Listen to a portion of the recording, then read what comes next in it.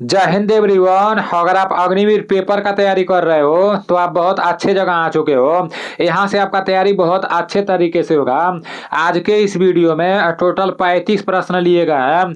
15 प्रश्न सामान्य ज्ञान के रहने वाले हैं और 15 प्रश्न सामान्य विज्ञान के रहने वाले हैं और 5 प्रश्न रीजनिंग के रहने वाले हैं। पूरा प्रश्न समाप्त होने के बाद लास्ट में ईमानदारी पूर्वक से कमेंट करके बताना कि इन 35 प्रश्नों में से आपका कितना प्रश्न सही हुआ है। और इस हफ्ते में मतलब जितने लोग भी रेगुलर इस चैनल से पढ़ाई करते हैं उन सभी लोगों को ये बात पता होगा कि एक हफ्ते में मैं जितना भी जीके जीएस का क्लास कराता हूँ तो संडे के दिन दोबारा उसका रिवीजन कराता हूँ। तो इस हफ्ते में आप लोग का जितना भी जीके जीएस का क्लास हुआ है ना तो उसको एक बार अच्छे से पढ़ लेना, क्योंकि कल पूरा का पूरा मैं रिवीजन कराऊंगा, ठीक है ना। और लगातार आप लोग पेपर तक बने रहोगे ना तो आप लोग का पेपर का तैयारी 100% हो जाएगा। मतलब ये शक नहीं रहेगा कि भाई मेरा अग्निवीर का पेपर नहीं निकलेगा। अगर आप लगातार पेपर तक बने रहोगे ना तो आपका पेपर का तैयारी बहुत बेहतरीन तरीके से होगा, ये मैं आप लोग को यकीन दिलाता हूं। और जितने लोग प्ले स्टोर से मेरे एप्लीकेशन को डाउनलोड कर लिए हैं तो बहुत अच्छी बात है। कुछ लोग एप्लीकेशन को डाउनलोड कर लिए है ना तो बस उसमें जो मटेरियल डाला गया है सिर्फ वही पढ़ रहे हैं, मतलब क्लास वो लोग छोड़ दे रहे हैं। तो ऐसा गलती नहीं करना है मुन्ना, ऐसा गलती नहीं करना है। वो आप लोग को करना ही है, मतलब जो पढ़ रहे हो ना वो तो पढ़ना ही है। बाकी यहाँ पर जो क्लास कराया जा रहा है ना उसको भी एक बार देख लो कितने मिनट का वीडियो रहता है, 20 से 25 मिनट का। और आप लोग को पढ़ना पता है कितना है, कम से कम रोज कम से कम 3 से 4 घंटा तो आप लोग को पढ़ना ही है। और अभी मैं आप लोग को कम बता रहा हूँ, ठीक है ना, जैसे मिनिमम बता रहा हूँ, मैक्सिमम नहीं बता रहा हूँ।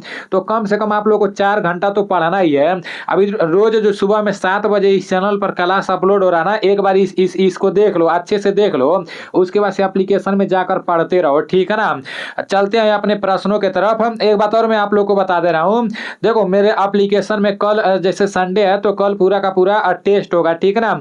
ऐसे फ्री वीकली टेस्ट वाले में कल आप लोग का वहाँ पर टेस्ट होगा और शायद 12 बजे के आसपास में मैं जैसे एप्लीकेशन में मतलब नोटिफिकेशन दे दूंगा तो आप लोग टेस्ट देकर भी देख लेना कि आपका कितना प्रश्न सही हो रहा है, ठीक है ना। पूरे 50 प्रश्नों का टेस्ट होगा जिसमें आपका सामान्य ज्ञान रहेगा, सामान्य विज्ञान रहेगा और रीजनिंग रहेगा और मैथ रहेगा। तो आप लोगों को पूरा का पूरा कल टेस्ट देना है, ठीक है ना। अभी आप लोगों के लिए मुझे टेस्ट भी तैयार करना है। चलते हैं अपने प्रश्नों की तरफ। आपका सबसे पहला प्रश्न है कि सर्वाधिक रबड़ उत्पादक राज्य है, सबसे ज्यादा रबड़ उत्पादक वाला राज्य कौन सा है? कर्नाटक, नागालैंड, आंध्र प्रदेश और केरल है। तो इसका राइट आंसर क्या हो जाएगा? सर्वाधिक रबड़ उत्पादक राज्य है, इसका राइट आंसर आपका केरल हो जाएगा, ठीक है ना। Kerala is right answer. सबसे ज्यादा रबड़ उत्पादक राज्य कौन सा है? तो केरल है, ठीक है ना। Kerala is right answer. Next प्रश्न की तरफ चलते हैं। आपका नेक्स्ट प्रश्न है कि कौन सी एक फसल खरीफ ऋतु में होती है? देखो खरीफ की फसलें जैसे रबी की फसलें ये मतलब बहुत ज़्यादा पूछा जाता है, तो ये आप सभी लोगों को पता होना चाहिए, ठीक है ना। तो कौन सी एक फसल खरीफ ऋतु में होती है आप सभी लोगों को पता होना चाहिए। यहाँ पर लिखा गया है चावल, गेहूँ, सरसों और जीरा। तो इसका राइट आंसर क्या हो जाएगा? इसका राइट आंसर आपका चावल हो जाएगा, ठीक है ना। चावल इज राइट आंसर। ये आप सभी लोगों को पता होना चाहिए कौन सी एक फसल खरीफ ऋतु में होती है। तो चावल खरीफ ऋतु में होती है। देखो खरीफ की जितनी भी फसलें हैं ना वो आप लोग याद कर लेना, जैसे रबी की फसलें, खरीफ की फसलें, ये आप लोग याद कर लेना, ठीक है ना। और मेरे एप्लीकेशन में टॉपिक वाइज वाले में पूरा का पूरा आप लोगों को मिल जाएगा, वहाँ पर सारी चीजें डाली गई हैं। अगर आप लोग अच्छे से पढ़ोगे ना तो ऐसा हो ही नहीं सकता है कि आपका अग्निवीर का पेपर ना निकले। मैं आप लोग को हकीकत बता रहा हूँ मेरे भाई, उससे बाहर कोई प्रश्न नहीं पूछेगा। अभी देखो जो लोग एप्लीकेशन को डाउनलोड कर लिए हैं और परचेज वाला जैसे नहीं लिए है ना, मतलब फ्री वाले में वो लोग पढ़ रहे हैं, तो प्रीवियस ईयर वाला प्रश्न देखने को मिलेगा। जैसे 2023 में जितना प्रश्न पूछा गया था और जितने लोग परचेज कर लिए हैं ना, जैसे मेरे एप्लीकेशन में जो लोग परचेज कर लिए हैं उसमें जो 2000 जीके जीएस का पीडीएफ डाला गया है और 300 स्पेशल जीएस का पीडीएफ डाला गया है। उसके बाद से जीके का स्पेशल पूरा का पूरा टॉपिक वाइज जैसे PDF डाला गया है, उसके बाद से GS का स्पेशल पूरा का पूरा क्वेश्चन डाला गया है। तो ये जो क्वेश्चन डाला गया है ना, अगर अच्छे से आप लोग रेगुलर इसको पढ़ते हो ना, या एक अच्छा नोट बनाकर और अच्छे से लिखते हो पढ़ते हो ना, तो ऐसा हो ही नहीं सकता है कि आपका अग्निवीर का पेपर ना निकले। लेकिन लगातार आप लोग को तब तक पढ़ना है जब तक मतलब पेपर जैसे पेपर ना दे आओ, ठीक है ना, तब तक आप लोग को पढ़ना है, ठीक है ना। आप कहीं भी नहीं जाओगे, अगर घर ही से पढ़ोगे ना तभी भी आप पेपर निकाल दोगे। तो अब आप लोग के ऊपर है आप किस तरह से पढ़ाई कर रहे हो, ठीक है ना। मैं तो बस आप लोगों के लिए इंपॉर्टेंट क्वेश्चन दे सकता हूँ, आप लोगों को बता सकता हूँ कि हाँ अगले साल इस टाइप का प्रश्न पूछा गया था, क्योंकि मेरा पेपर निकला हुआ है, आप सभी लोगों को पता होगा। तो मुझे पता है कि हाँ किस किस टाइप के प्रश्न पूछे जाते हैं। तो बस मैं आप लोगों को ये बता सकता हूँ, पढ़ना तो आप ही लोगों को पढ़ना पड़ेगा, ठीक है ना। अब रीजनिंग का है, रीजनिंग तो मैं आप लोगों को समझा दूंगा, बाकी ये GK GS तो याद आप लोगों को करना ही पड़ेगा, आप अपने तरीके से याद करो, ठीक है ना। गलवान घाटी कहाँ स्थित है, मोस्ट इंपॉर्टेंट प्रश्न है। गलवान घाटी कहाँ स्थित है? जम्मू कश्मीर, लद्दाख, अरुणाचल प्रदेश और उत्तराखंड। आप सभी लोगों को पता होना चाहिए कि गलवान घाटी कहाँ स्थित है। इसका राइट आंसर क्या हो जाएगा? लद्दाख हो जाएगा, ठीक है ना। गलवान घाटी कहाँ स्थित है? तो गलवान घाटी लद्दाख में स्थित है। गलवान घाटी कहाँ स्थित है? गलवान घाटी लद्दाख में स्थित है, याद कर लेना, ठीक है ना। लद्दाख से रिलेटेड, जम्मू कश्मीर से रिलेटेड जितना भी मैं प्रश्न बताऊंगा तो उसको आप लोग इंपॉर्टेंट समझ के याद कर लेना, ठीक है ना, छोड़ना नहीं है। नेक्स्ट प्रश्न की तरफ चलते हैं। आपका नेक्स्ट प्रश्न है कि उत्तरी गोलार्ध में सबसे छोटा दिन होता है। उत्तरी गोलार्ध में सबसे छोटा दिन कौन सा होता है? 22 दिसंबर, 21 जून, 21 मार्च और 23 सितंबर। तो इसका राइट आंसर क्या हो जाएगा? उत्तरी गोलार्ध में सबसे छोटा दिन कौन होता है, ठीक है ना। इसका राइट आंसर आपका 22 दिसंबर हो जाएगा। 22 दिसंबर इज राइट आंसर। उत्तरी गोलार्ध में सबसे छोटा दिन 22 दिसंबर होता है। उत्तरी गोलार्ध में सबसे छोटा दिन 22 दिसंबर होता है, ठीक है ना। उत्तरी गोलार्ध में सबसे छोटा दिन 22 दिसंबर होता है। आपका नेक्स्ट प्रश्न है कि नेक्स्ट प्रश्न है कि सती प्रथा पर रोक लगाने वाले गवर्नर जनरल कौन थे? सती प्रथा पर रोक लगाने वाले गवर्नर जनरल कौन थे? William Bentinck, Lord Dalhousie, Lord Wellington और इनमें से कोई नहीं। इसका राइट आंसर क्या हो जाएगा? इसका राइट आंसर विलियम बेंटिंक हो जाएगा, ठीक है ना। सती प्रथा पर रोक लगाने वाले गवर्नर जनरल कौन थे? तो विलियम बेंटिंक हो जाएगा, ठीक है ना। William Bentinck is right answer. Next प्रश्न है कि सुभाष चंद्र बोस का संबंध किस राज्य से है? मोस्ट इंपॉर्टेंट प्रश्न है, यहीं पर आप लोग लिख लो, ठीक है ना। VIP वेरी इंपॉर्टेंट प्रश्न है, ठीक है ना।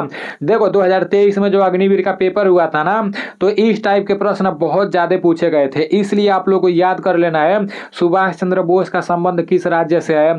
महात्मा गांधी जी का संबंध किस राज्य से है? भगत सिंह जी का संबंध किस राज्य से है?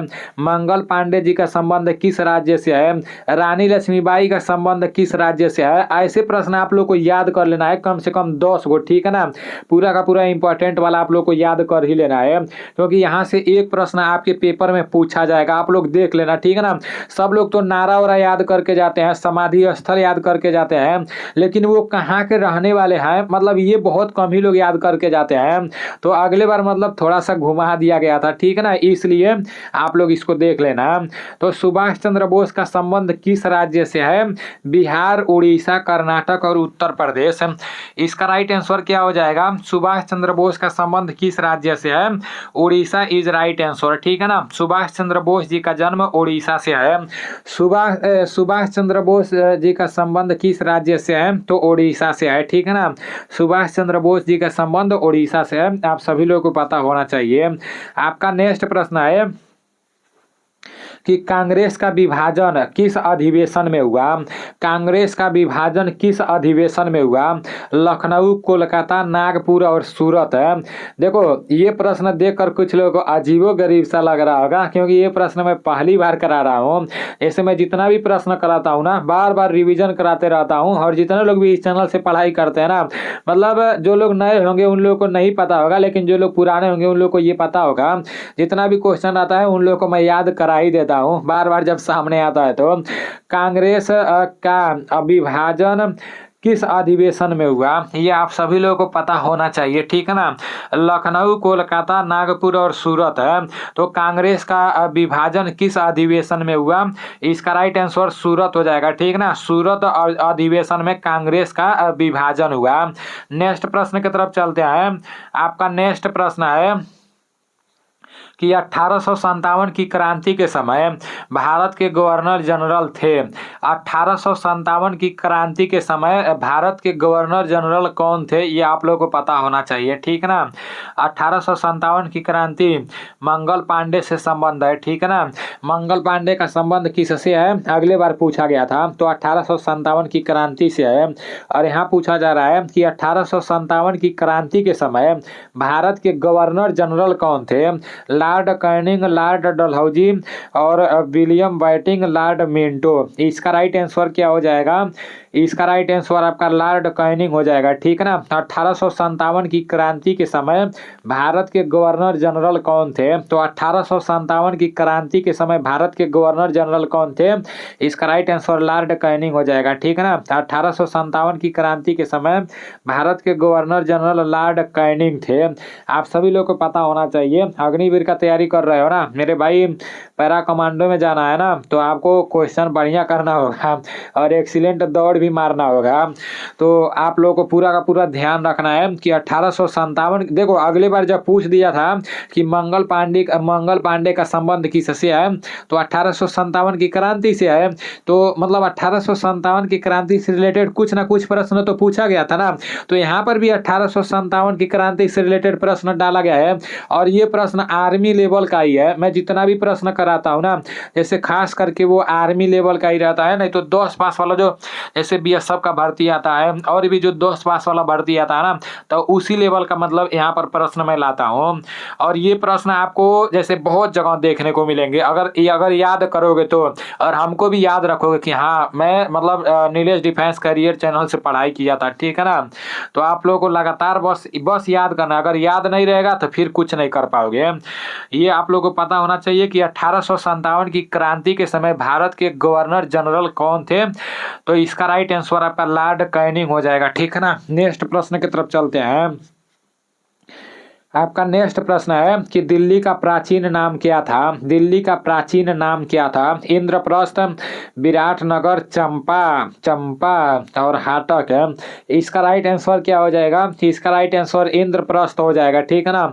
आप लोग जब मेट्रो में बैठते होंगे, दिल्ली जाते होंगे, तो बार बार मेट्रो में बोलती है इंद्रप्रस्थ आ गए, इंद्रप्रस्थ अगले स्टेशन, आप लोग सुनते होंगे, ठीक है ना। तो दिल्ली का प्राचीन नाम क्या था, प्राचीन मतलब पुराना होता है, दिल्ली का पुराना नाम इंद्रप्रस्थ था, ठीक है ना। दिल्ली का पुराना नाम क्या था, तो इंद्रप्रस्थ था। आपका नेक्स्ट प्रश्न है कि वैदिक संस्कृति की प्रमुख भाषा थी, वैदिक संस्कृति की प्रमुख भाषा थी, क्या थी, आप सभी लोगों को पता होना चाहिए, तो संस्कृत थी, ठीक है ना। वैदिक संस्कृत की प्रमुख भाषा संस्कृत थी। नेक्स्ट प्रश्न की तरफ चलते हैं। आपका नेक्स्ट प्रश्न है कि भारतीय पंचशील समझौता कब हुआ। भारतीय पंचशील समझौता कब हुआ, 28 अप्रैल 1954 और 2 जून 1948, 18 अप्रैल 1981 और नाट इनमें से कोई नहीं। तो भारतीय पंचशील समझौता कब हुआ, आप सभी लोगों को पता होना चाहिए, ठीक है ना। भारतीय पंचशील समझौता कब हुआ था, इसका राइट आंसर 28 अप्रैल 1954 हो जाएगा। 28 अप्रैल 1954 को भारतीय पंचशील समझौता हुआ था, ठीक है ना। भारतीय पंचशील समझौता कब हुआ था, तो 28 अप्रैल 1954 को भारतीय पंचशील समझौता हुआ था। नेक्स्ट प्रश्न की तरफ चलते हैं। कल 10वां प्रश्न, जैसे जीके का, कल आप लोग का जो जीके का क्लास हुआ था ना, उसमें 10वां प्रश्न मतलब जैसे गलती हो गया था, पंडित शिव कुमार शर्मा का संबंध किससे है, पंडित शिव कुमार शर्मा का संबंध किस वाद्य यंत्र से, तो 10वां प्रश्न ऐसा ही था। तो उसका राइट आंसर संतूर होगा, ठीक है ना। पंडित शिव कुमार शर्मा का संबंध संतूर से है, लेकिन मैं उसमें सरोद बोल दिया था, तो उसको आप लोग एक बार देख लेना। हमारे कुछ दोस्त लोग कमेंट करके बताए भी थे। देखो यार, जैसे कोई भी प्रश्न बोलने में मिस्टेक हो जाता है ना, जब आप लोग बता देते हो तो मैं आप लोग के कमेंट को देखता हूँ। उस क्लास का पीडीएफ एप्लीकेशन में पड़ा है, तो एप्लीकेशन में मतलब उसका आंसर गलत नहीं है, ठीक है ना, उसमें उसका आंसर सही है, तो बोलने में मिस्टेक हो गया था।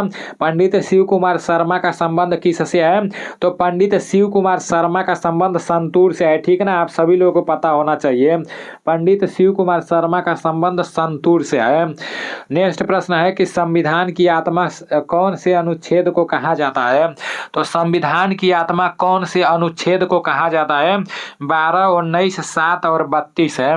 इसका राइट आंसर 32 हो जाएगा, ठीक है ना। और संविधान की आत्मा कौन से अनुच्छेद बोला गया है, संविधान की आत्मा कौन से अनुच्छेद को कहा जाता है, तो अनुच्छेद 32 को संविधान की आत्मा कहा जाता है, ठीक है ना। अनुच्छेद 32 को संविधान की आत्मा कहा जाता है।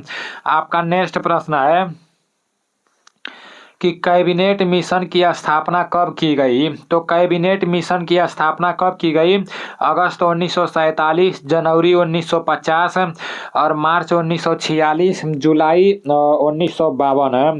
तो इसका राइट आंसर क्या हो जाएगा, कैबिनेट मिशन की स्थापना कब की गई, इसका राइट आंसर मार्च 1946 हो जाएगा, ठीक है ना। कैबिनेट मिशन की स्थापना कब की गई, तो कैबिनेट मिशन की स्थापना मार्च 1946 में की गई। कैबिनेट मिशन की स्थापना कब की गई, तो मार्च 1946 में कैबिनेट मिशन की स्थापना की गई। आपका नेक्स्ट प्रश्न है कि पंडित शिव कुमार शर्मा का संबंध किस वाद्य यंत्र से है। देखो ये फिर से आ गया, ओए है, बहुत बढ़िया काम किया है रौनक। रौनक को मैं शाबाशी देना चाहूँगा, बढ़िया किया है रौनक। कल ये प्रश्न गलत हुआ था, तो आज ये प्रश्न दोबारा डाला गया है, बहुत बढ़िया किए हो, गुड रौनक। मुझे पता है तुम क्लास कर रहे होगे, क्योंकि इस बार तुमको भी अग्निवीर का पेपर देना है, और अग्निवीर का पेपर पास भी करना है, हर दौड़ में एक्सीलेंट दौड़ मारना है, और पैरा कमांडो का वर्दी लेकर आना है। और जिस दिन रौनक पैरा कमांडो का वर्दी बनकर अपने गाँव में आएगा ना मेरे भाई, जलवा बन जाएगा, क्योंकि उसका बॉडी वॉडी बहुत खतरनाक है, पर्सनालिटी बना के रखता है। तो ये काम बहुत बढ़िया किए रौनक, ठीक है ना। पंडित शिव कुमार शर्मा का संबंध किस वाद्य यंत्र से है, ये अब आप लोगों को भूलना ही नहीं है, हमें पता है ये आप लोग भूलोगे ही नहीं, क्योंकि ये एक बार गलत हुआ था, दोबारा ये प्रश्न पड़ा है। पंडित शिव कुमार शर्मा का संबंध किस वाद्य यंत्र से है, आप सभी लोगों को पता होना चाहिए। इसका राइट आंसर क्या हो जाएगा, सरोद, बांसुरी, तबला, संतूर है। इसका राइट आंसर संतूर हो जाएगा, ठीक है ना। पंडित शिव कुमार शर्मा का संबंध संतूर से है, पंडित शिव कुमार शर्मा का संबंध संतूर से है। आज देखो संविधान से दो प्रश्न डाल दिया गया है। संविधान दिवस कब मनाया जाता है, 26 जनवरी, 26 नवंबर, 15 अगस्त और 12 जनवरी। तो इसका राइट आंसर क्या हो जाएगा, संविधान दिवस कब मनाया जाता है, संविधान दिवस 26 नवंबर को मनाया जाता है, ठीक है ना। संविधान दिवस कब मनाया जाता है, संविधान दिवस 26 नवंबर को मनाया जाता है, संविधान दिवस 26 नवंबर को मनाया जाता है। नेक्स्ट प्रश्न की तरफ चलते हैं। अभी आप लोग का सामान्य ज्ञान का प्रश्न समाप्त हो चुका है, अब सामान्य विज्ञान की तरफ चलते हैं। मेरा आवाज़ अगर आप लोग को आज थोड़ा डिफरेंट दिखाई दे रहा होगा ना, तो उसके पीछे का एक रीज़न है। ये वीडियो पता है कितने बजे बना रहा हूँ, आप लोग टाइम देख लो एक बार, 1:45 हो रहा है, रात के 1:45 हो रहे हैं, और रात के 1:45 पर मैं ये वीडियो बना रहा हूँ। यहाँ पर आप लोग देख सकते हो, ठीक है ना, यहाँ साइड में आप लोग देख सकते हो। तो अब आप लोग अंदाज़ा लगा लो कि मैं किस टाइप का इंसान हूँ, मतलब रात रात भर सोता नहीं हूँ मेरे भाई, बहुत मेहनत करना पड़ता है। जिंदगी है, संघर्ष तो करना ही है, संघर्ष करना है, और आप लोगों को फौजी बनाना है। मेरा भी सपना था फौजी बनने का, और अभी भी मैं पीछा नहीं छोड़ूंगा, वर्दी तो पहनना ही है मेरे भाई, पढ़ाई थोड़ी के बंद होगा, पढ़ाई अपना कंटिन्यू है, जारी है। आप लोगों को भी वर्दी पहनना है और हमें भी वर्दी पहनना है, ठीक है ना, बस पीछा नहीं छोड़ना है। अगर आप लोग अपना मन इधर उधर भटकाओगे तो भाई कहीं का नहीं रहोगे, ठीक है ना, इसलिए लगातार पढ़ाई करते रहना है। आपका ग्लूकोज क्या है, कार्बोहाइड्रेट, प्रोटीन, वसा और इनमें से कोई नहीं। इसका राइट आंसर क्या हो जाएगा, ग्लूकोज क्या है, ग्लूकोज इसका राइट आंसर कार्बोहाइड्रेट हो जाएगा, ग्लूकोज कार्बोहाइड्रेट है, ठीक है ना। नेक्स्ट प्रश्न की तरफ चलते हैं। अभी देखो, अभी मैं जैसे आप लोग का जब क्लास समाप्त होगा ना, अभी टाइम आपका 1:46 हो रहा है, तो फिर जैसे ही क्लास समाप्त होगा मैं वीडियो एडिटिंग करूँगा, 2 बज जाएगा या 2:30 बज जाएगा, मतलब नींद आएगा 3 बजे, तो मैं 10 बजे सोऊंगा। सब लोग मतलब, तो मैं तो छत पर रहता हूँ आराम से रूम में, नीचे सब लोग अपना मतलब पूरा खाना वाना खा लेते हैं, तब जाकर 10 बजता है, तब जाकर मैं जैसे वीडियो तो आप लोग का 7 बजे ये अपलोड हो जाएगा, लेकिन 10 बजे मैं जागता हूँ, 10 बजे मैं नीचे जाता हूँ। घर वाले बोलते हैं जब से आर्मी से मतलब बाहर हुआ है डॉक्यूमेंट में, तब से ये पगला गया है। तो मतलब बहुत टाइम बाद जगता हूँ सुबह में, लेकिन रात भर जगता हूँ, रात को तो नींद ही नहीं लगता है। मुख में अर्ध अपचित भोजन कहलाता है। मुख में अर्धपचित भोजन यहाँ पर रहेगा, ठीक है ना। मुख में अर्धपचित भोजन क्या कहलाता है? बोलस, काइल, काइम और इनमें से कोई नहीं। तो इसका राइट आंसर क्या हो जाएगा? इसका राइट आंसर बोलस हो जाएगा। Bolus is right answer. आपका नेक्स्ट प्रश्न है कि त्वचा का रंग किससे बना होता है? त्वचा का रंग किससे बना होता है? हीमोग्लोबिन, माइग्लोबिन और मेलानिन और कार्टिसाल। तो जो त्वचा का रंग होता है ना, वो किससे बना होता है? मेलानिन से बना होता है। मेलानिन से त्वचा का रंग बना होता है। नेक्स्ट प्रश्न की तरफ चलते हैं। आपका नेक्स्ट प्रश्न है कि हास्य गैस का रासायनिक सूत्र क्या है? हास्य गैस का रासायनिक सूत्र क्या है? NO, NO2, N2O2, N2O। तो इसका राइट आंसर क्या हो जाएगा? हास्य गैस का रासायनिक सूत्र क्या है? तो हास्य गैस का रासायनिक सूत्र N2O है, ठीक है ना। हास्य गैस का रासायनिक सूत्र N2O है। नेक्स्ट प्रश्न की तरफ चलते हैं, और नेक्स्ट प्रश्न के तरफ चलते हैं। निम्न में से कौन सी गैस उत्कृष्ट गैस नहीं है? निम्न में से कौन सी गैस उत्कृष्ट गैस नहीं है? ऑक्सीजन, नियान, हीलियम और आर्गन है। इसका राइट आंसर क्या हो जाएगा? निम्न में से कौन सी गैस उत्कृष्ट गैस नहीं है? आप सभी लोगों को पता होना चाहिए। इसका राइट आंसर ऑक्सीजन हो जाएगा, ठीक है ना। निम्न में से कौन सी गैस उत्कृष्ट गैस नहीं है? तो ऑक्सीजन इज राइट आंसर। इसका राइट आंसर क्या हो जाएगा? ऑक्सीजन हो जाएगा। आपका नेक्स्ट प्रश्न है कि लोहे को जंग लगने की प्रक्रिया कहलाती है। लोहे को जंग लगने की प्रक्रिया क्या कहलाती है? अवकरण, अवशोषण, द्रव्यमान और ऑक्सीकरण। तो इसका राइट आंसर क्या हो जाएगा? लोहे को जंग लगने की प्रक्रिया क्या कहलाती है? आप सभी लोगों को पता होना चाहिए। इसका राइट आंसर ऑक्सीकरण हो जाएगा, ठीक है ना। लोहे को जंग लगने की प्रक्रिया क्या कहलाती है? तो लोहे को जंग लगने की प्रक्रिया ऑक्सीकरण कहलाती है। लोहे को जंग लगने की प्रक्रिया क्या कहलाती है? तो लोहे को जंग लगने की प्रक्रिया ऑक्सीकरण कहलाती है। आपका नेक्स्ट प्रश्न है कि ओजोन गैस का रंग कैसा होता है? ओजोन गैस का रंग कैसा होता है? लाल, हल्का नीला, पीला और रंगहीन है। इसका राइट आंसर क्या हो जाएगा? ओजोन गैस का रंग कैसा होता है? आप सभी लोगों को पता होना चाहिए। इसका रंग हल्का नीला होता है, ठीक है ना। हल्का नीला is right answer. Ozone gas का रंग हल्का नीला होता है। नेक्स्ट प्रश्न की तरफ चलते हैं, और देखो जितने लोगों को अभी तक मेरे एप्लीकेशन के बारे में नहीं पता है, तो उन लोगों को मैं बता दे रहा हूँ भाई। मेरा एक एप्लीकेशन है नीलेश डिफेंस कैरियर के नाम से। आप लोगों को प्ले स्टोर में जाकर और मेरा एप्लीकेशन डाउनलोड करके उसमें अपना आईडी पासवर्ड बना लेना है। भाई जो मैं रात को पढ़ता था, तो रात को आए थे पास एक PDF थी, जो ऑनलाइन पेपर हुआ था, जो ये ओपन रेलियो वाला, उसमें इन्होंने जी के साइंस के क्वेश्चन इकट्ठे करे हुए थे। 750 क्वेश्चन थे, जिसमें से मेरे 24-25 क्वेश्चन फंसे थे। कितने दिन पहले आपको PDF दिए थे? दिए थे 15 दिन पहले, 15-20 दिन पहले PDF दिए थे। रात को 1-1:30 बज रहा था, मैं पढ़ रहा था नीचे हॉल में बैठा हुआ अकेला। आए थे, इन्होंने देखा तो मैं अपने नोट्स पढ़ रहा था, मेरे खुद के बनाए हुए नोट्स थे, मैं उन्हें रिवीजन कर रहा था। इन्होंने देखा तो फिर ये आए मेरे पास, इन्होंने मेरा नंबर लिया, मैंने इनको मैसेज करा व्हाट्सएप पर, इन्होंने मेरे पास PDF भेजी, फिर मैंने वो पढ़ी। उसमें से करीबन 24-25 क्वेश्चन मेरे फंसे थे जी के साइंस के। सुने हो ना भाई साहब का बात, ये सब लोग फौजी बन चुके हैं। अगर ये PDF आपको चाहिए तो मेरे एप्लीकेशन में मिल जाएगा। मेरा एप्लीकेशन नीलेश डिफेंस कैरियर के नाम से है। हमारे जितने भी दोस्त रेगुलर क्लास करते हैं, वे सभी लोग मेरे एप्लीकेशन को डाउनलोड कर चुके हैं। अगर आप अभी तक मेरे एप्लीकेशन को डाउनलोड नहीं किए हो तो पता नहीं किस दुनिया में जी रहे हो यार। फटाक से प्ले स्टोर पर जाओ, नीलेश डिफेंस कैरियर लिखकर सर्च मारो, वहाँ पर मेरा एप्लीकेशन आ जाएगा।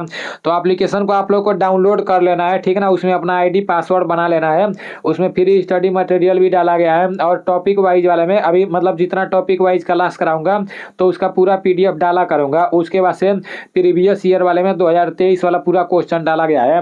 और जो 99 रुपया परचेज करना है ना, जो लोग बाई कोर्स करके मतलब कोर्स ले रहे हैं 99 रुपया परचेज करके, तो उसमें मतलब जैसे जितना भी प्रश्न दिया गया है ना GK GS का, उससे बाहर आपके अग्निवीर के पेपर में प्रश्न पूछा ही नहीं जा सकता है। उससे बाहर जो पूछा जाएगा वो करंट अफेयर्स का ही प्रश्न पूछा जाएगा। तो अभी उसको भी मैं इकट्ठा कर रहा हूँ, करंट अफेयर्स का प्रश्न भी इकट्ठा कर रहा हूँ। जितना भी मतलब करंट अफेयर का प्रश्न जैसे इंपॉर्टेंट रहेगा ना, तो वो मैं जैसे उसमें डाल दूंगा, ठीक है ना, उसमें मैं पूरा का पूरा डाल दूंगा। तो अभी आप लोगों को जैसे मेरा एप्लीकेशन डाउनलोड कर लेना है, उसमें से भी अच्छे से पढ़ाई करते रहना है, ठीक ना, उससे आप लोगों का बेहतर पढ़ाई होगा। और एक बात और मैं आप लोगों को बता दे रहा हूँ, ऐसा नहीं है कि एप्लीकेशन डाउनलोड कर ले रहे हो और 99 रुपया परचेज कर दे रहे हो, पूरा का पूरा कोर्स ले रहे हो और बस GK जैसे इस तरह घुमा घुमा के देख रहे हो कि भाई 2000 GK है, मैं याद करूंगा, कैसे याद करूं, कैसे पढ़ूं। तो भाई सोचते रह जाओगे, देखते रह जाओगे और इस तरह से घुमाते रह जाओगे, फिर आप जो 99 रुपया परचेज किए हो ना, इसका कोई मतलब नहीं निकलेगा। अगर आप 99 रुपया परचेज करके GK GS का पूरा क्लास ले रहे हो ना, वो पूरा का पूरा PDF आप ले रहे हो ना, तो मेरे भाई एक अच्छा सा नोट बनाओ और वो पूरा का पूरा अपने कॉपी में लिखो, ताकि दोबारा आप कभी भी अग्निवीर का तैयारी करो, या आपका भाई करे या आपका दोस्त करे या आपकी बहन करे, तो मतलब जैसे उसको आप अपना नोट दे दो और बोल दो कि हाँ कि भाई मतलब यहाँ से आप तैयारी कर लो, इससे आपका पेपर निकल जाएगा, तो वो आपके लिए बहुत बेनिफिट रहेगा, ठीक है ना। तो इसको आप लोग जरूर परचेज कर लेना। और देखो एक 49 रुपये का जो टेस्ट सीरीज है, तो इसका प्राइस अभी मैं घटाया हूँ, 49 रुपया है, लेकिन ये बाद में प्राइस बढ़ जाएगा। जब भर्ती का डेट नजदीक आ जाएगा, पेपर का डेट नजदीक आ जाएगा, तो इसका प्राइस बढ़ भी सकता है। तो आप परचेज मतलब अभी कर लोगे तो सही रहेगा, ठीक है ना, क्योंकि जब भर्ती नजदीक आ जाएगा ना, तो उधर सर्वर मतलब जैसे सर्वर पर ज्यादा लोग जब जाएंगे ना, तो बहुत ज्यादा लोड पड़ेगा, तो सर्वर का भी मतलब पैसा बहुत ज्यादा खर्च लगेगा, तो इसलिए इसका प्राइस मुझे बढ़ाना पड़ेगा, ठीक ना। और अगर अभी आप परचेज करके रख लोगे तो इसी में मतलब 49 रुपया में आपको 30 गो टेस्ट सीरीज मिल जाएगा। और टेस्ट सीरीज में अभी काम चल रहा है, अभी रौनक पूरा का पूरा रौनक को मैं क्वेश्चन बना कर देता हूँ, वो पूरा का पूरा अपलोड करता है। और अभी उसको लेकर कहीं भर्ती देख, जैसे एक जगह भर्ती है, तो वहाँ पर हमको जाना है कि वो भर्ती कैसी है, वो मैं आप लोगों को बाद में बता दूंगा, ठीक है ना, वो सारी चीज़ें मैं बाद में बता दूंगा। बस मैं आप लोगों से अभी यही कहूँगा कि एप्लीकेशन में मतलब 99 रुपये वाला परचेज कर लिए हो तो उसको रेगुलर पढ़ते रहो, और 49 रुपये वाला अगर टेस्ट सीरीज परचेज नहीं किए हो तो अभी परचेज कर लोगे तो सही रहेगा, ठीक है ना। नेक्स्ट प्रश्न की तरफ चलते हैं कि सल्फर डाइऑक्साइड वाली गैस है तीव्र गंध युक्त, गंधहीन और रंगहीन, लाभदायक। इसका राइट आंसर क्या हो जाएगा? सल्फर डाइऑक्साइड वाली गैस है, इसका राइट आंसर आपका हो जाएगा तीव्र गंध युक्त, ठीक है ना, तीव्र गंध युक्त इज राइट आंसर। नेक्स्ट प्रश्न की तरफ चलते हैं। आपका नेक्स्ट प्रश्न है कि कौन सी धातु कमरे के ताप पर द्रव अवस्था में रहती है? कौन सी धातु कमरे के ताप पर द्रव अवस्था में रहती है? लोहा, पारा, तांबा और सोना। इसका राइट आंसर क्या हो जाएगा? इसका राइट आंसर पारा हो जाएगा। कौन सी धातु कमरे के ताप पर द्रव अवस्था में रहती है? तो पारा इज राइट आंसर, ठीक है ना। नेक्स्ट प्रश्न की तरफ चलते हैं। आपका नेक्स्ट प्रश्न है कि सांपों का अध्ययन क्या कहलाता है?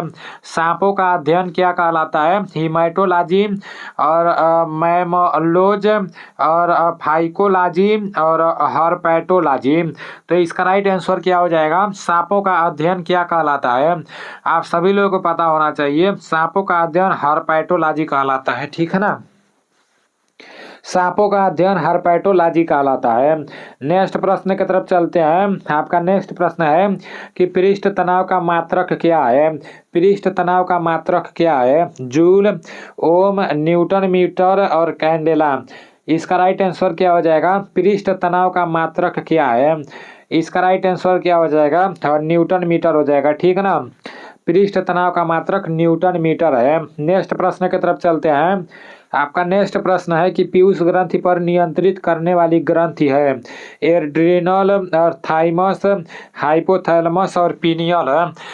तो इसका राइट आंसर क्या हो जाएगा? पीयूष ग्रंथि पर नियंत्रित करने वाली ग्रंथि है, इसका राइट आंसर हाइपोथैलेमस हो जाएगा, ठीक ना। Hypothalamus is right answer. Next प्रश्न की तरफ चलते हैं। आपका नेक्स्ट प्रश्न है कि प्रोटीन किसका बहुलक है? सेलुलोज का, एमिनो अम्ल का, न्यूक्लियोटाइड का और इनमें से कोई नहीं। तो इसका राइट आंसर क्या हो जाएगा? प्रोटीन किसका बहुलक है? इसका राइट आंसर एमिनो अम्ल हो जाएगा, ठीक है ना। प्रोटीन किसका बहुलक है? तो एमिनो अम्ल इज राइट आंसर।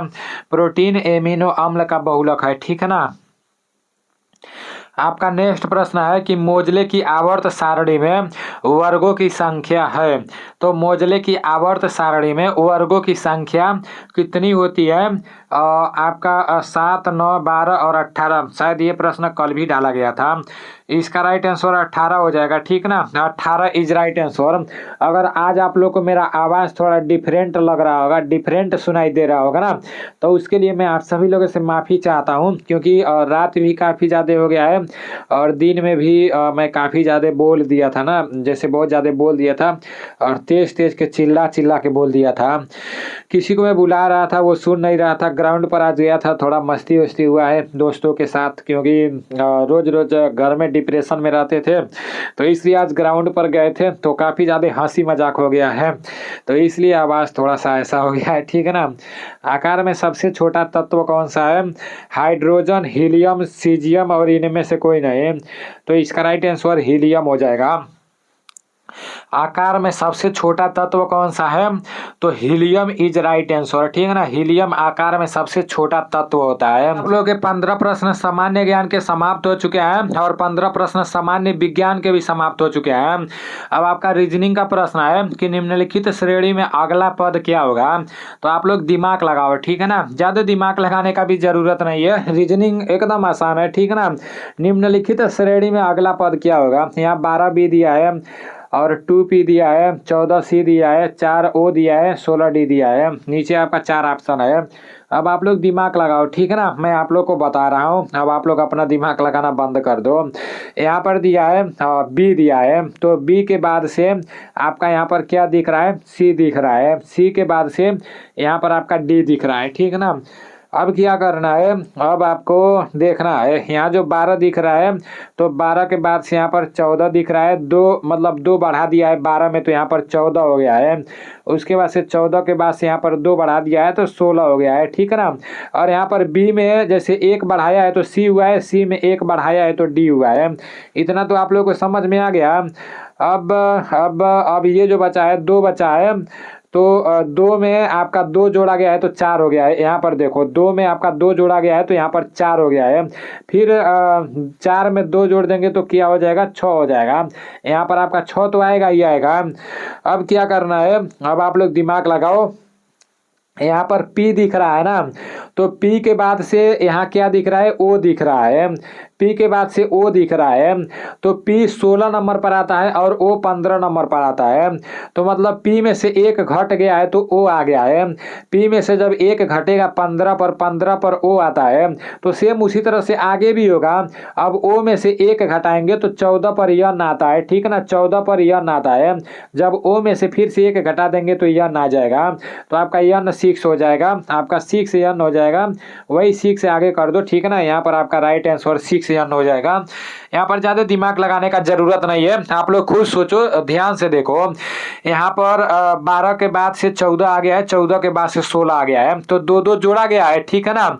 उसके बाद से यहाँ B के बाद से C आ गया है और C के बाद से D आ गया है, तो मतलब B में 1 जोड़ा गया है, C आ गया है, C में 1 जोड़ा गया है, D आ गया है। इतना भी आप लोग को समझ में आ गया। फिर जब ये 2 है ना, तो 2 में 2 जोड़ा गया है तो 4, 2 में यहाँ पर है, सॉरी, यहाँ पर 2 जोड़ा गया है तो 4 आ गया है, तो फिर 2 जोड़ देंगे तो यहाँ पर 6 आ जाएगा। सेम उसी तरह से P, ये जो P दिखाई दे रहा है ना, P में से 1 घटाया गया है तो यहाँ पर O आ गया है, O में से 1 यहाँ घटाएंगे तो यन आ जाएगा। तो कुछ ऐसा सिस्टम है, ठीक है ना।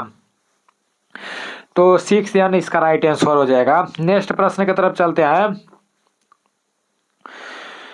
ओहो, आपका आ गया दिशा वाला, तो इसको तो मैं बहुत आसानी से कर दूंगा, आप लोग भी बहुत आसानी से कर दोगे। मैं आप लोग को एक ट्रिक बताया हूँ, अभी बता दूँ? ठीक है, चलो मैं आप लोग को बता ही देता हूँ। जब आप लोग इतना रिक्वेस्ट कर रहे हो, इतना बेसब्री से इंतजार कर रहे हो, तो बता ही देता हूँ। आपका है कि पवित्रा पूरब यहाँ पर रहेगा, ठीक ना। पवित्रा पूरब की तरफ 500 मीटर की दूरी तय करने के बाद बाईं ओर मुड़ जाती है और 700 मीटर चलती है, फिर बाईं ओर मुड़ती है और 500 मीटर चलती है। अब वह शुरुआती बिंदु से कितनी दूरी पर है? तो ऐसे प्रश्न को आप लोगों को पता है कैसे हल करना है? देखो, सबसे पहले तो मैं आप लोगों को बता दिया हूँ, समझने का कोशिश करना है। ऊपर आपका उत्तर होता है और नीचे आपका दक्षिण होता है, ठीक ना। ऊपर उत्तर है तो उत्तर का उल्टा दक्षिण हो ही करेगा। आपका उत्तर के राइट साइड में, मतलब दाहिने साइड में पूरब होता है, ठीक है ना। पूरब होता है और पूरब के उल्टा आपका पश्चिम होता है, ये तो आप लोगों को पता ही है। तो आपको क्या करना है, क्लॉकवाइज का मतलब समझते हो, जिस दिशा में घड़ी चलती है उसी दिशा में ये पूरा का पूरा आप लोगों को लिख लेना है, ठीक है ना। घड़ी किस दिशा में चलती है? घड़ी इस दिशा में चलती है, ठीक है ना। आपका घड़ी 1 2 3 ऐसे होता है ना, तो उत्तर, पूरब और दक्षिण और पश्चिम है, ऐसे आप लोग को लिख लेना है। उत्तर, पूरब, दक्षिण और पश्चिम, ठीक है ना, ऐसे आप लोग को लिख लेना है। यहाँ पर मैं लिख दे रहा हूँ, आपका उत्तर हो गया, उसके बाद से पूरब हो गया। अब ये नहीं सोचना कि कैसे मैं लिख रहा हूँ, घड़ी के दिशा में लिख रहा हूँ, उत्तर, पूरब और दक्षिण और पश्चिम, ठीक है ना। ये पूरा का पूरा मैं यहाँ पर लिख दिया हूँ। अब देखो, अब क्या करना है, अब आप लोग को समझना है। एक बात मैं आप लोग को समझा रहा हूँ, वो समझ जाओ। ये जो उत्तर है ना, अगर उत्तर 50 आ रहा है और दक्षिण भी 50 आ रहा है तो उत्तर से दक्षिण कट जाएगा, ठीक है ना। और पूरब अगर 100 आ रहा है और पश्चिम भी 100 आ रहा है तो पूरब से पश्चिम कट जाएगा, मतलब उत्तर से दक्षिण कट जाएगा और पूरब से पश्चिम कट जाता है, ठीक है ना। ये रूल है, ये मतलब जैसे रीजनिंग पढ़ोगे ना तो वो आपको पता चल जाएगा। अगर ऐसा प्रश्न आएगा तो आप इससे आसानी से कर लोगे। उत्तर, पूरब, दक्षिण, पश्चिम, ऐसे आप लोग को लिख देना है। अब देखो, बोला है कि पवित्रा पूरब की तरफ 500 मीटर की दूरी तय करने के बाद, पवित्रा पूरब की तरफ कितना दूरी तय कर रही है? 500 मीटर। तो पूरब कहाँ है? पूरब यहीं पर है, तो पूरब 500 मीटर दूरी तय करा देते हैं। अब बोला है कि बाईं ओर मुड़ जाती है, तो पूरब से जब बाएं मुड़ेंगे ना तो इधर आएंगे, ये पूरब है ना, तो पूरब से बाएं मुड़ेंगे तो इधर आएंगे, ठीक है ना, और दाएं मुड़ेंगे तो इधर जाएंगे, ठीक है ना। तो बोल रहा है कि दूरी तय करने के बाद बाएं मुड़ जाती है, बाएं मुड़ती है ना, इधर मुड़ जाती है, ठीक है ना। उसके बाद से बोल रहा है कि 700 मीटर चलती है। पूरब से जब बाएं मुड़ेगी, इधर मुड़ेगी तो 700 मीटर चलेगी, वही उत्तर में आ जाएगी, ठीक है ना। उसके बाद से बोला है कि फिर बाएं ओर मुड़ती है, फिर वह बाईं ओर मुड़ती है और 500 मीटर चलती है। फिर यहाँ से बाएं ओर मुड़ रही है, तो जब यहाँ से बाएं ओर मुड़ेगी तो यहाँ पर आ जाएगी, सीधे यहाँ पर आ जाएगी। यहाँ से जब बाएं मुड़ेगी ना तो सीधे यहाँ आ जाएगी, ठीक है ना, क्योंकि इधर तो जगह है नहीं तो इसलिए ये यहाँ पर आ जाएगी। तो बोल रही है कि 500 मीटर चलती है, तो यहाँ पर भी 500 मीटर हो गया। अब क्या करेंगे, बोल रही है, बोला जा रहा है कि अब वह शुरुआती बिंदु से कितनी दूरी पर है, दूरी पूछा जा रहा है ना। तो मैं आप लोगों से क्या बोला हूँ, पूरब है और ये पश्चिम है, तो पूरब से पश्चिम को काट देते हैं, पूरब भी 500 पश्चिम भी 500 और बचा 700। अगर पूछ देता कि किस दिशा में है तो उत्तर दिशा में है, लेकिन दिशा उसका तो पूछा नहीं गया है, तो इसलिए 700 इसका राइट आंसर हो जाएगा। यहाँ पर 700 दिया है, राइट हो जाएगा, ठीक है ना। तो अब आप लोगों के सामने कभी भी ऐसा प्रश्न आएगा दिशा वाला कि इतना मीटर चलती है, उतना मीटर चलती है, तो बताओ कितना दूरी है, तो कुछ नहीं करना है। आप लोग को करना क्या है, उत्तर लिख लेना है, हो सके तो आप लोग कॉपी में लिख लो, ठीक है ना। पूरब लिख लेना है, उसके बाद से आपको दक्षिण लिख लेना है, उसके बाद से पश्चिम लिख लेना है। आप लोग अपने कॉपी में लिख लो, ठीक है ना। और करना क्या है, बस घुमा देना है। यहाँ बोला कि पवित्रा पूरब की तरफ 500 मीटर चलती है, तो पूरब की तरफ 500 मीटर हो गया। फिर बोला है कि कुछ दूरी तय करने के बाद बाएं मुड़ जाती है, तो इधर बाएं मुड़ गई और 700 मीटर चली, तो बाएं मुड़कर 700 मीटर चली। और फिर वह बाएं मुड़ती है और 500 मीटर चलती है। फिर यहाँ से जब बाएं मुड़ेगी ना तो सीधे यहाँ आ जाएगी और 500 मीटर चलेगी।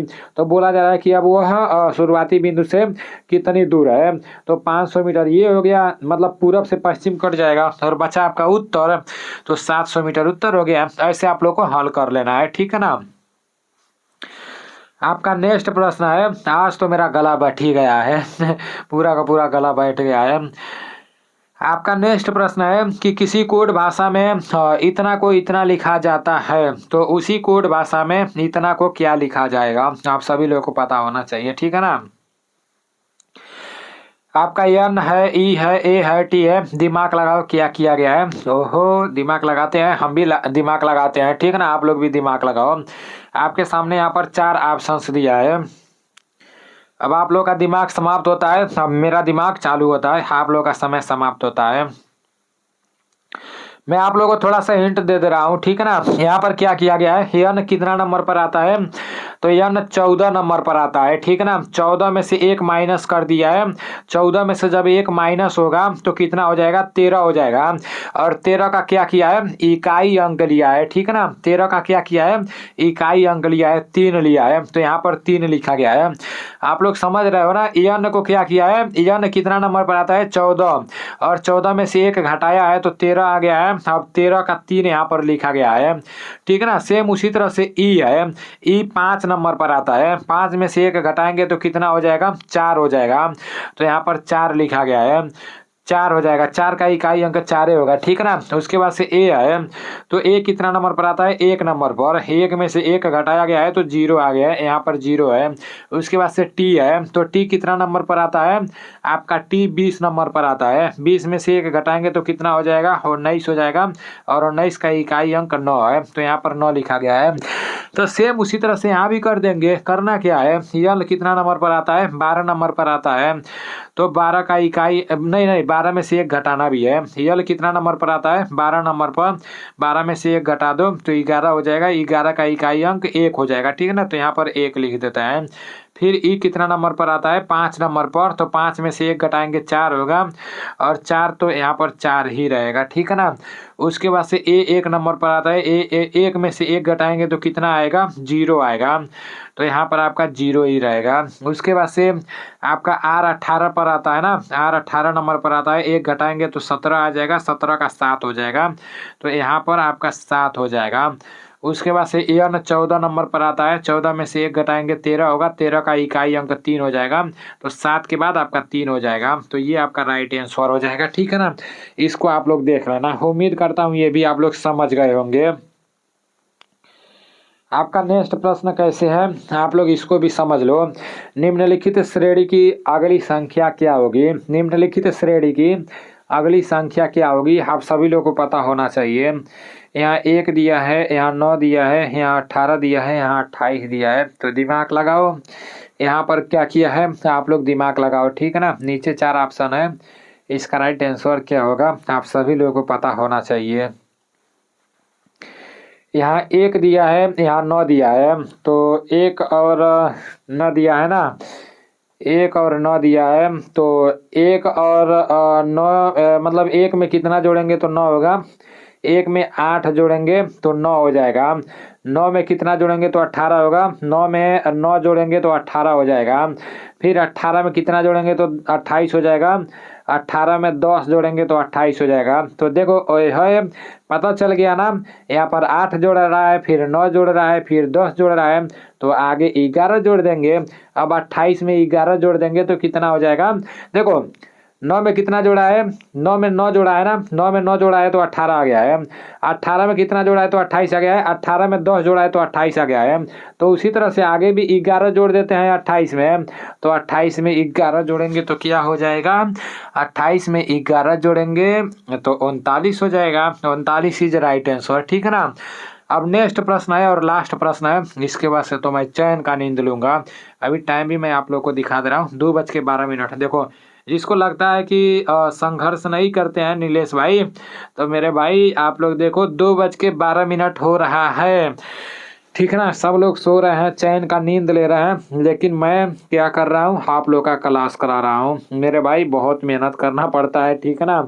और एप्लीकेशन में जो मटेरियल डाला हूँ ना, उसके पीछे मैं लगातार 6 महीने इसी तरह से मेहनत किया हूँ। आज मैं जैसे मतलब 2:12 तक क्लास करा रहा हूँ ना, इसी तरह लगातार मेहनत किया हूँ। अभी 3 बज जाएंगे, सब लोग जग जाएंगे और मैं पूरा रात मतलब जगा हूँ, ठीक है ना। नीचे दी गई श्रृंखला की अगली संख्या क्या होगी, तो इसका राइट आंसर क्या हो जाएगा, इसका भी आप सभी लोगों को पता होना चाहिए।